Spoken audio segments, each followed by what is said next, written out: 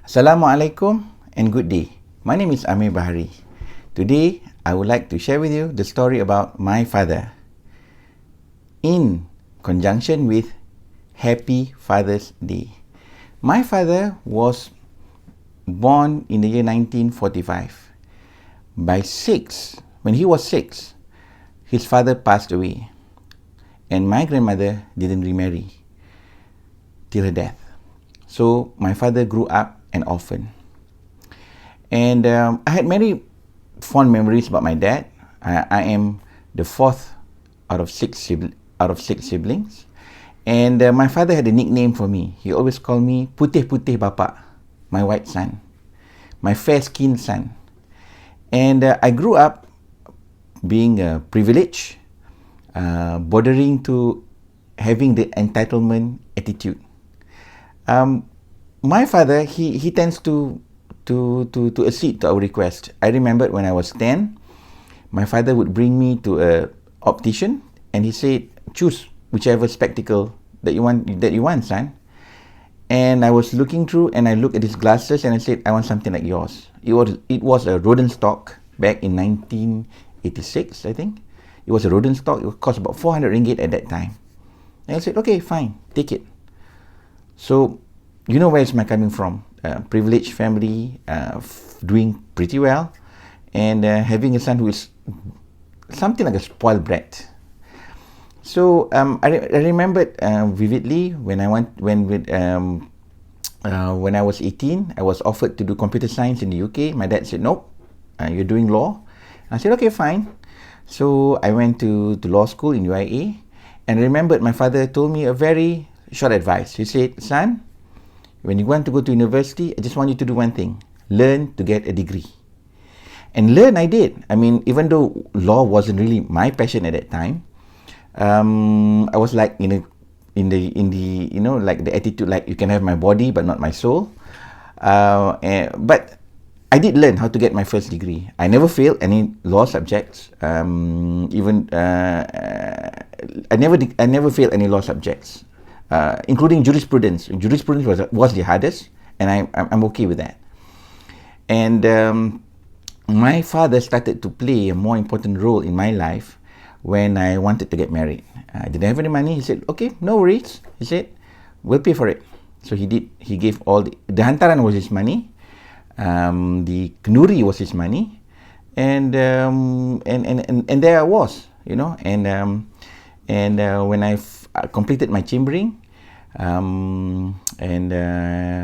got married, and then I got my first child.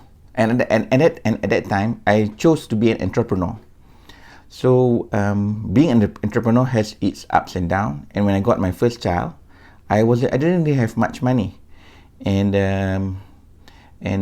my wife at that time went to Damansara specialist, and you know Damansara specialist it's not cheap. She had a cesarean, and cesarean cost 20 to 13,000, and I didn't have the money to pay.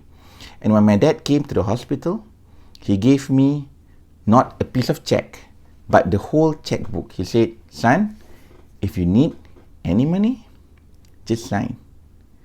I'm good."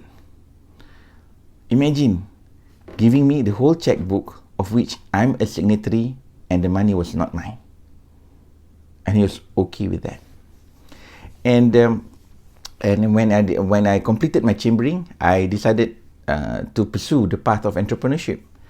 And I didn't have much money, nor a mentor, because at that time I was young, spoiled brat, and thinking that, you know, having this entitlement attitude.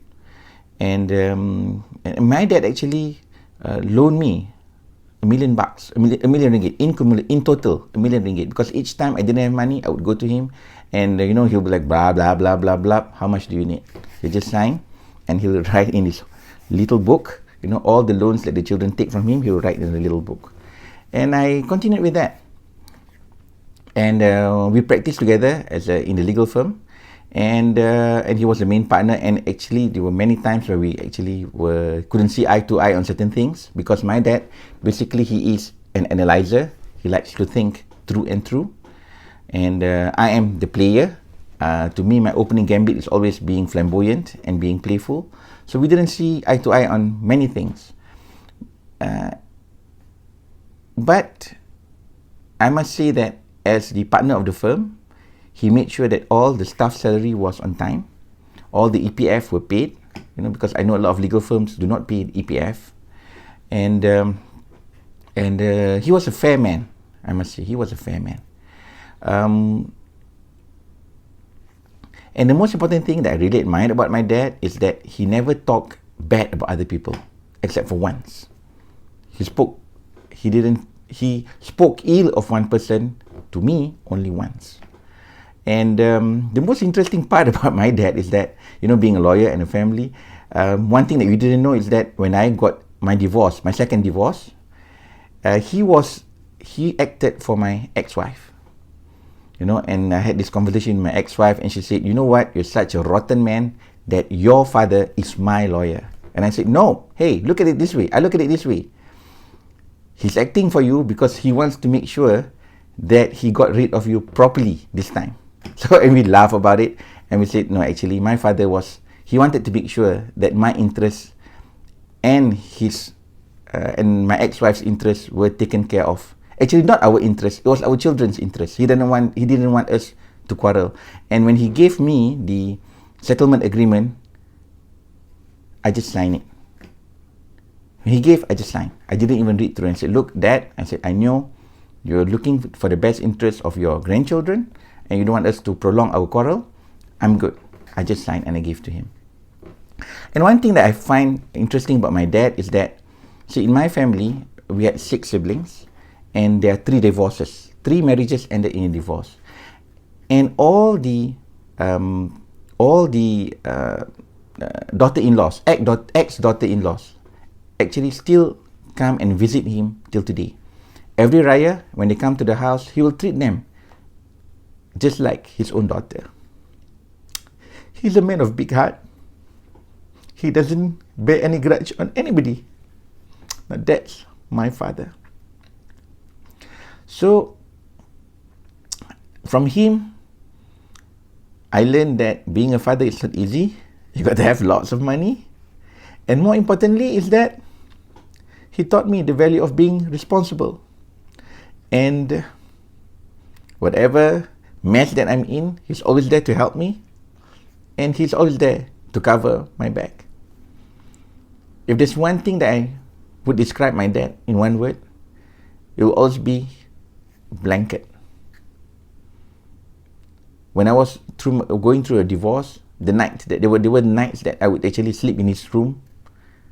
I can still remember that he'll take a blanket and put it on top of me in the middle of the night, just to make sure that I'm not cold. And he just wanted to make sure that I'm good. Dad, thank you very much for being such a wonderful father. And I have this song for you. And when the hero comes along with the strength to carry on, and you cast your fear aside, and you know you can survive. So when you feel that hope is gone, look around you and be strong. You'd finally see the truth, that the hero lies in you. Thank you very much for being the man that you are. I know that you're going 100% all the time. And in the day of judgment, the first person that I want to meet is you, because I want to say, "Lord, this is a good man. Please grant him the door of heaven that he pleases." I'm Amir Bahari. Happy Father's Day. Thank you.